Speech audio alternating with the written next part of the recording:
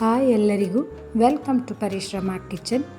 ಉಪ್ಪಿನಕಾಯಿ ಅಂದರೆ ಯಾರಿಗೆಲ್ಲ ಇಷ್ಟ ಆಗಲ್ಲ ಹೇಳಿ, ಎಲ್ಲರಿಗೂ ಇಷ್ಟ ಆಗುತ್ತೆ. ಬಾಳೆಯ ತುದಿಯಲ್ಲಿ ಒಂದು ಚಮಚ ಉಪ್ಪಿನಕಾಯಿ ಇಲ್ಲ ಅಂದರೆ ಊಟ ಪೂರ್ತಿ ಆಗೋದೇ ಇಲ್ಲ.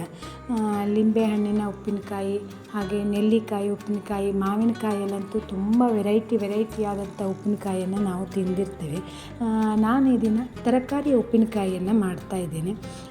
ಇಲ್ಲಿ ನಾನು ಬೇಕಾದಂಥ ತರಕಾರಿಯನ್ನು ಮೊದಲು ಹೆಚ್ಕೊಳ್ಬೇಕು. ನನಗೆ 2 ಕ್ಯಾರೆಟನ್ನು ಈ ರೀತಿ ಸಿಪ್ಪೆಯನ್ನು ತೆಗೆದು ರೀತಿ ಉದ್ದುದ್ದವಾಗಿ ಹೆಚ್ಕೊಳ್ತಾ ಇದ್ದೇನೆ. ಇಲ್ಲಿ ನೀವು ನಿಮಗೆ ಬೇಕಾದ ತರಕಾರಿಯನ್ನು ಹಾಕ್ಕೊಳ್ಬೋದು. ಕ್ಯಾರೆಟನ್ನು ಬಳಸಿದರೆ ರುಚಿಯಾಗಿರುತ್ತೆ. ಇಲ್ಲಿ 2 ಕ್ಯಾರೆಟನ್ನು ಈ ರೀತಿ ಉದ್ದವಾಗಿ ಹೆಚ್ಕೊಂಡಿದ್ದೇನೆ. ಹಾಗೆ ಮೂಲಂಗಿಯನ್ನು ಕೂಡ ಬಳಸ್ತಾ ಇದ್ದೇನೆ. ಅದನ್ನು ಕೂಡ ಈ ರೀತಿಯಲ್ಲಿ ಸಿಪ್ಪೆಯನ್ನು ತೆಗೆದು ಅದೇ ರೀತಿಯಲ್ಲಿ ಹೆಚ್ಕೊಳ್ಬೇಕು. ಅಂದರೆ ಸ್ವಲ್ಪ ಉದ್ದುದ್ದವಾಗಿದ್ದರೆ ಊಟ ಮಾಡುವಾಗ ತಿನ್ನಲಿಕ್ಕೂ ಕೂಡ ಬಾಯಿಗೆ ಸಿಗುತ್ತೆ. ಕೆಲವರಿಗೆ ಮೂಲಂಗಿ ಅಷ್ಟೊಂದು ಇಷ್ಟ ಆಗಲ್ಲ, ಆದರೆ ಉಪ್ಪಿನಕಾಯಿಯ ಜೊತೆ ಬಳಸಿದಾಗ ಉಪ್ಪು ಖಾರ ಹುಳಿ ಎಲ್ಲ ಸೇರಿದಾಗ ಮೂಲಂಗಿ ಅಂತ ಗೊತ್ತೇ ಆಗಲ್ಲ, ರುಚಿಯಾಗಿರುತ್ತೆ. ಹಾಗೆ 1-2 ನವಿಲುಕೋಸನ್ನು ಬಳಸಿದ್ದೇನೆ. ಇದು ಕೂಡ ಹಾಗೆ ಉಪ್ಪಿನಕಾಯಿ ಒಟ್ಟಿಗೆ ಹಾಕಿದಾಗ ಇದರ ರುಚಿನೇ ಬೇರೆ ಥರ ಇರುತ್ತೆ. ಸ್ವಲ್ಪ ಗಟ್ಟಿಯಾದಂಥ ತರಕಾರಿಯನ್ನು ಬಳಸಿದರೆ ಉಪ್ಪಿನಕಾಯಿನೂ ಕೂಡ ಹೆಚ್ಚು ದಿನ ಬಾಳಿಕೆ ಬರುತ್ತೆ. ಖಾರಕ್ಕೆ 10 ಹಸಿ ಮೆಣಸನ್ನು ಬಳಸಿದ್ದೀನಿ. ಇಷ್ಟು ಮೆಣಸು ಬೇಕು ಇದಕ್ಕೆ. ಹಾಗೆ 1/4 ಕಪ್ ಆಗುವಷ್ಟು ಶುಂಠಿಯನ್ನು ಕೂಡ ಈ ರೀತಿ ಉದ್ದುದ್ದವಾಗಿ ಹೆಚ್ಚಿ ಹಾಕಿದ್ದೇನೆ.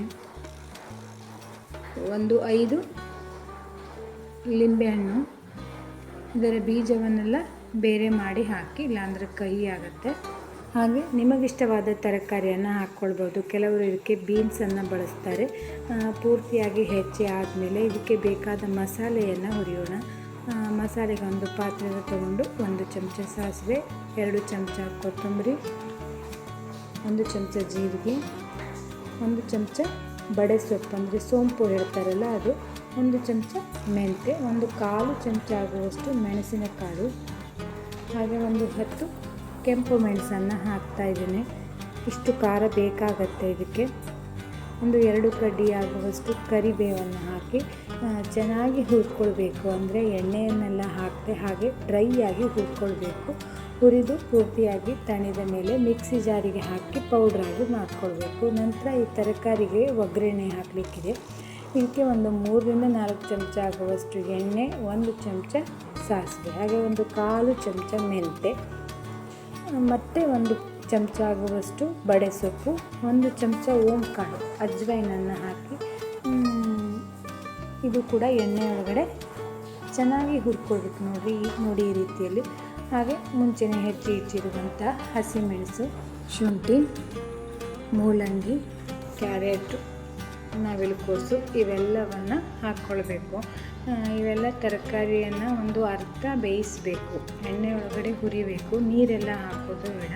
ಹಾಗಂತ ಈ ತರಕಾರಿ ಎಲ್ಲ ಪೂರ್ತಿಯಾಗಿ ಬೇಯೋದೆಲ್ಲ ಬೇಡ. 1 ಚಮಚ ಆಗುವಷ್ಟು ಉಪ್ಪು, 1/2 ಚಮಚ ಅರಿಶಿನ ಹಾಕಿ ಪುನಃ ಮತ್ತೊಮ್ಮೆ ಮಿಕ್ಸ್ ಮಾಡಿ ಇವೆಲ್ಲ ತರಕಾರಿಯನ್ನು ಮೀಡಿಯಮ್ ಉರಿಯಲ್ಲೇ ಬೇಯಿಸ್ಕೊಳ್ಬೇಕು. ಇದಕ್ಕೆ ಸ್ವಲ್ಪ ಹಿಂಗನ್ನು ಹಾಕ್ತಿದ್ದೀನಿ. ಹಿಂಗನ್ನು ಮೊದಲೇ ಹಾಕ್ಕೊಳ್ಬೋದು. ರೆಡಿ ಮಾಡಿ ಇಟ್ಟಿರುವಂಥ ಮಸಾಲ ಪುಡಿಯನ್ನು ಕೂಡ ಅದರೊಟ್ಟಿಗೆ ಸೇರಿಸಿ 2 ಚಮಚ ಆಗುವಷ್ಟು ಅಚ್ಚ ಖಾರದ ಪುಡಿಯನ್ನು ಹಾಕ್ತಿದ್ದೇನೆ. ಪುನಃ ಮತ್ತೊಮ್ಮೆ ಮಿಕ್ಸ್ ಮಾಡಿ. ಹಾಗೆ ಲಿಂಬೆಹಣ್ಣನ್ನು ಕೊನೆಯಲ್ಲಿ ಹಾಕ್ಕೊಳ್ಬೇಕು, ಮುಂಚೆನೇ ಹಾಕೋದು ಬೇಡ. ಉಪ್ಪು ಖಾರವನ್ನೆಲ್ಲ ನೀವು ರುಚಿ ನೋಡಿ ಮತ್ತೆ ಪುನಃ ಹಾಕ್ಕೊಳ್ಳಿ. ಇದು 1-2 ದಿನ ಬಿಟ್ಟರೆ ಮಾತ್ರ ಉಪ್ಪು ಖಾರವನ್ನೆಲ್ಲ ಹೀರಿಕೊಂಡು ರುಚಿಯಾಗಿರುತ್ತೆ ತಿನ್ನಲಿಕ್ಕೆ. ನಂತರ ಇದನ್ನು ಪೂರ್ತಿಯಾಗಿ ಆಗಿದೆ. ಈಗ ಇದಕ್ಕೆ ಮೇಲ್ಗಡೆಯಿಂದ ನಾನು 1 ಚಮಚ ಸಕ್ಕರೆಯನ್ನು ಹಾಕ್ತಾ ಇದ್ದೇನೆ. ಅಂದರೆ ರುಚಿ ಎಲ್ಲ ಬ್ಯಾಲೆನ್ಸ್ ಆಗಲಿ ಅಂತ. ರುಚಿಕರವಾದಂಥ ಉಪ್ಪಿನಕಾಯಿ ರೆಡಿಯಾಗಿದೆ. ಊಟದ ಜೊತೆಗೆ ಅಂದರೆ ಮಕ್ಕಳಿಗೂ ಕೂಡ ಇಷ್ಟ ಆಗುತ್ತೆ. ಇದು ಮೊಸರೊಂದಿದ್ದರೆ ಊಟ ಮುಗದೇ ಹೋಯಿತು. 5-6 ದಿನಗಳ ಕಾಲ ಇಟ್ಕೊಂಡು ತಿನ್ಬೋದು ಇದನ್ನು. ಅಂದರೆ ವಿನಿಗರನ್ನೆಲ್ಲ ಹಾಕದೇ ಇದ್ದರೆ 5-6 ದಿನ ಹೊರಗಡೆನೇ ಇಟ್ಟು ತಿನ್ಬೋದು. ಖಂಡಿತ ನೀವು ಟ್ರೈ ಮಾಡಿ ನೋಡಿ. ಹೇಗಿತ್ತು ಅಂತ ಕಮೆಂಟ್ ಸೆಕ್ಷನ್ನಲ್ಲಿ ತಿಳಿಸಿ. ಇದೇ ರೀತಿಯ ಹೊಸ ಅಡಿಗೆಯನ್ನು ನೋಡಲಿಕ್ಕೆ ಪರಿಶ್ರಮ ಕಿಚನನ್ನು ಫಾಲೋ ಮಾಡಿ, ಲೈಕ್ ಮಾಡಿ, ಕಮೆಂಟ್ ಮಾಡಿ, ಹಾಗೆ ಸಬ್ಸ್ಕ್ರೈಬ್ ಮಾಡೋದನ್ನಂತೂ ಖಂಡಿತ ಮರಿಬೇಡಿ. ವಿಡಿಯೋ ನೋಡಿದ್ದಕ್ಕಾಗಿ ಧನ್ಯವಾದಗಳು.